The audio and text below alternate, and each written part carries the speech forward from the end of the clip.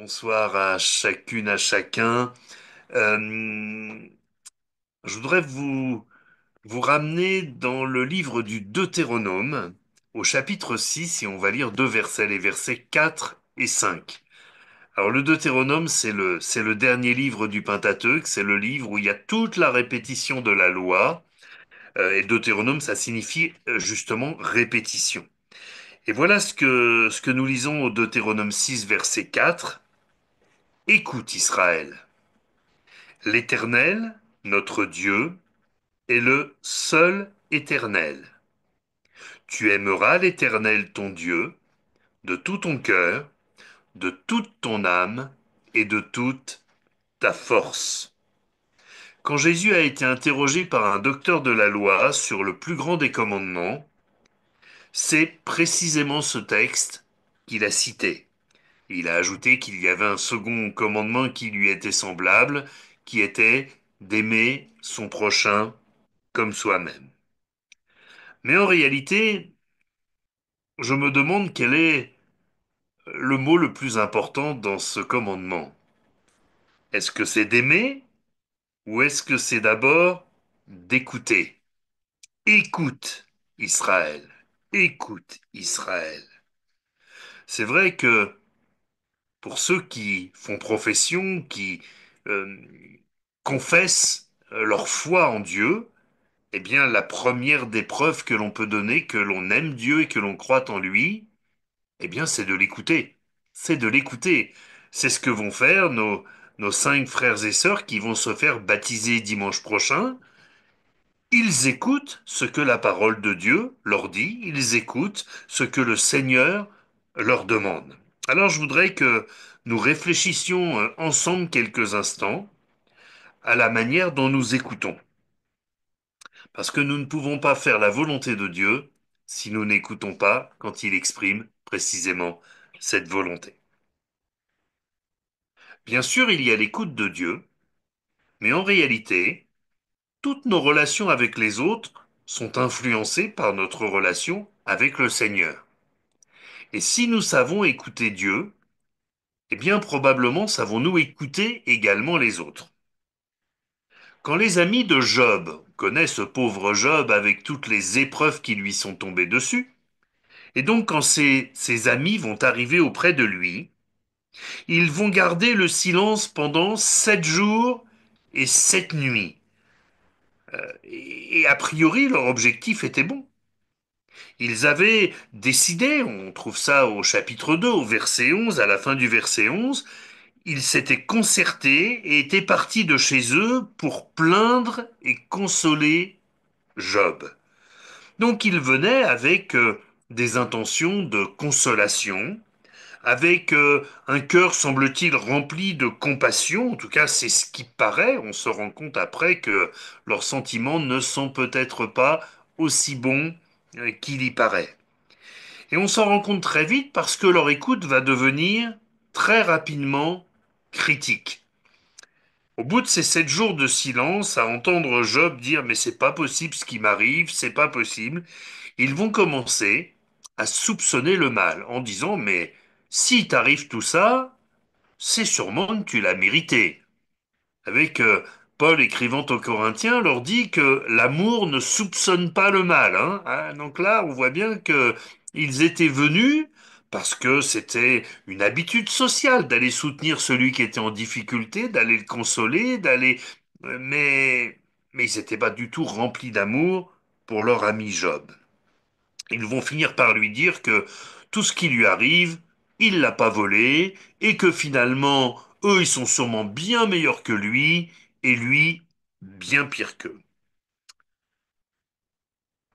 Le cœur de Jésus nous transmet ces sentiments, cette parole, on trouve ça dans Jean chapitre 12 au verset 47, dit, si quelqu'un entend mes paroles et ne les garde point, ce n'est pas moi qui le juge.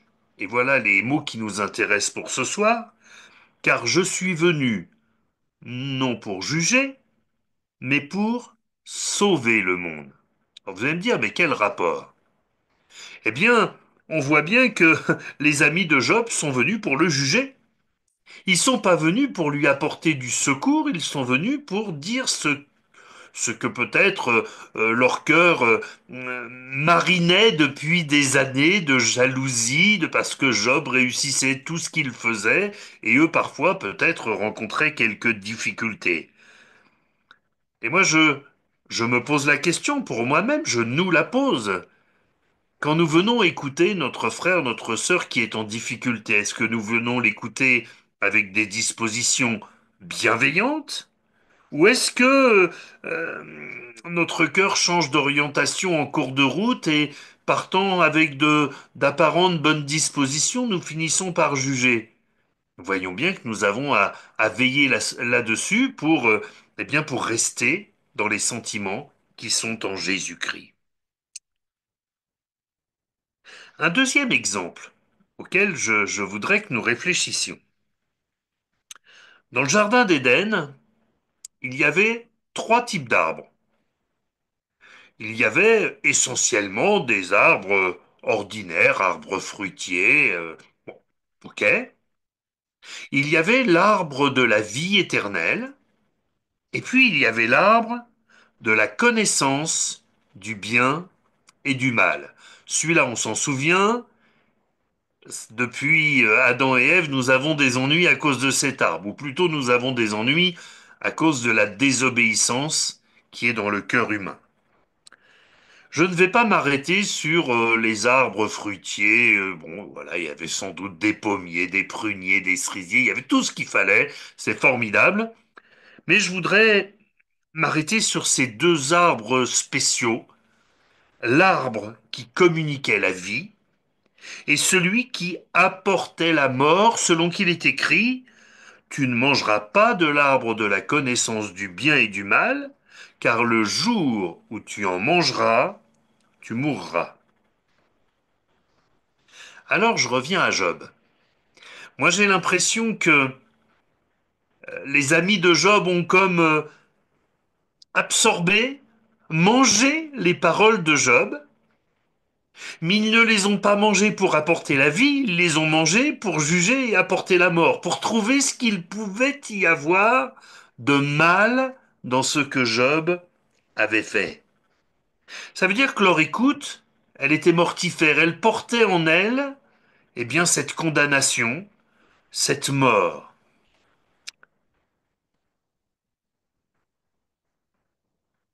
Le prophète Ésaïe nous laisse cette parole que le Seigneur Jésus reprendra dans l'Évangile selon Luc au chapitre 4.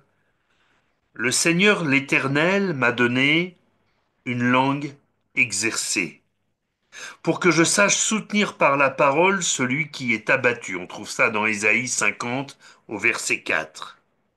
Il éveille, chaque matin, il éveille mon oreille pour écouter, ou plutôt pour que j'écoute, comme écoute des disciples. Je voudrais qu'on termine avec ces instructions que Dieu nous donne sur la bonne manière d'écouter. Ne pas écouter pour juger, ne pas écouter pour connaître le bien et le mal, mais écouter pour communiquer la vie. Mais là, il y a une précision qui est tout à fait précieuse. Il nous est conseillé d'écouter comme écoutent les disciples. Alors comment un disciple écoute-t-il? Eh bien, tout d'abord, le disciple écoute en considérant que celui qui l'écoute est son maître. Le disciple écoute avec attention. Le disciple considère que dans tout ce qu'il entend, il y a des choses importantes, peut-être même dans les détails. Vous avez remarqué parfois, hein, dans une phrase, un petit détail change le sens de la phrase, change la compréhension que l'on en a, et peut-être même révèle l'intention de celui qui parle.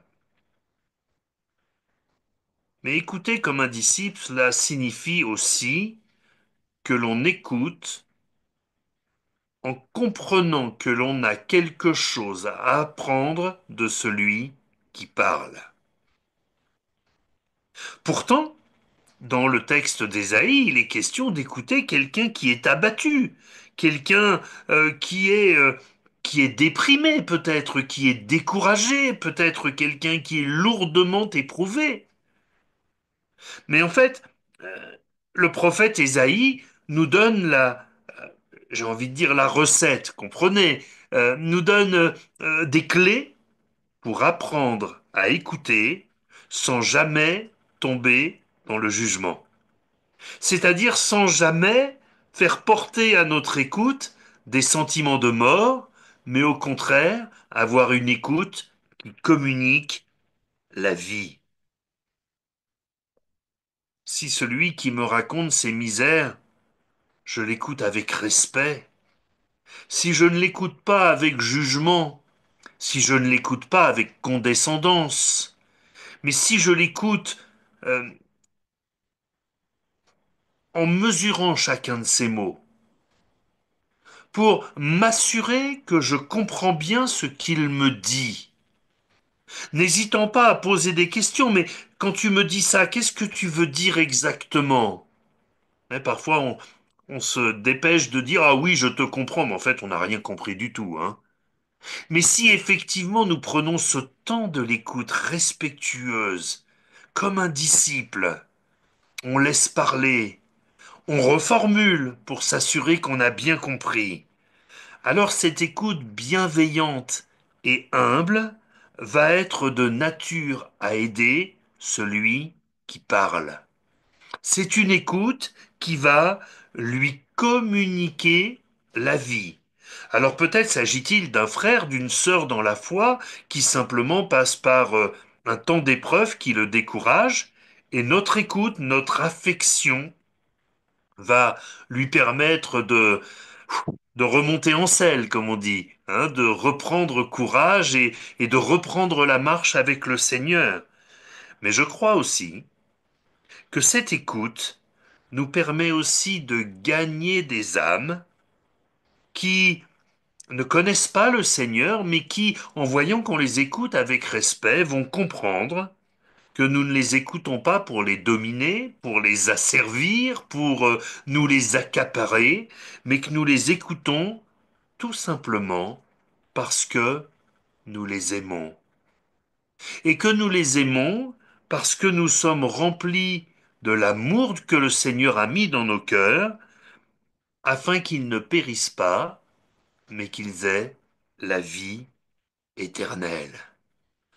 Ah, voyez derrière ce petit mot écoute, écoute, toutes les vertus, toutes les bénédictions qui peuvent être partagées de cette manière-là. Allez, je termine par une petite règle arithmétique. Si nous voulons être de bons disciples, de bons écouteurs pour ceux qui souffrent, souvenons-nous que nous avons deux oreilles et une seule bouche. Peut-être devons-nous écouter deux fois plus et parler deux fois moins. Alors l'autre voit qu'on lui laisse une place, et au lieu que notre écoute soit comme une mort, comme une consommation de sa parole qui apporte la mort, cherchant à discerner ce qui est bien et mal, eh bien, nous allons lui communiquer une force de vie qui vient du Seigneur. Que le nom du Seigneur soit béni. Vous savez quoi? J'ai envie de vous dire une chose. Que le Seigneur bénisse nos oreilles. Amen? Alléluia. On va prier ensemble. Seigneur notre Dieu, merci pour cette écoute que toi, tu as toujours eu pour nous. C'est vrai, à chaque fois que nous te prions, tu nous écoutes avec attention, avec respect, avec tellement d'amour. Et Seigneur, nous voulons être de la même nature que toi, progresser chaque jour pour que bien le monde voit en nous les sentiments qui sont en Jésus-Christ. Mais nous voulons être aussi de ces auditeurs qui font du bien à nos frères et sœurs en souffrance. Alors Seigneur, donne-nous cette qualification, donne-nous cette attention, donne-nous cette bienveillance, donne-nous, Seigneur, vraiment d'être des instruments de bénédiction dans ta main. Au nom de Jésus-Christ. Amen.